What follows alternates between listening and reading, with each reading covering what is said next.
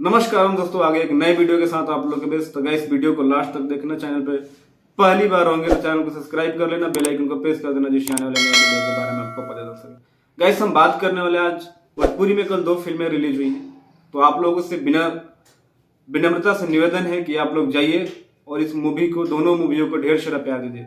क्योंकि हम कहते हैं कि साउथ इंडस्ट्री 1000 करोड़ का सिनेमा बनाता है, 2000-3000 करोड़ की कमाई करता है, उससे कहीं ज्यादा हमारे पास ऑडियंस है। लेकिन हमारी भोजपुरी की रीजनल सिनेमा जो होती है, भोजपुरी लैंग्वेज की जो सिनेमा होती है, 4 करोड़ 5 करोड़ 10 करोड़ कमाने में दम तोड़ देती है। तो सारी चीजें डिपेंड करता है हम लोगों पे। हम लोग थिएटर जाते नहीं देखने के लिए और कहते हैं कि मूवी अच्छी नहीं बन रही। ये दोनों मूवी बहुत ही अच्छी बेहतरीन बनी है, क्योंकि एक खेसारी लाल यादव की मूवी है सन ऑफ बिहार, तो दूसरी दिनेश लाल यादव निरहुआ की मूवी है फसल और अमरपाली दुबे, उसमें आपको देखने को मिलेगी। उसमें एक छोटी सी लड़की जो है छोटी सिंह, जिन्होंने पहला मूवी के साथ अपना भोजपुरी इंडस्ट्री में डेब्यू करा है।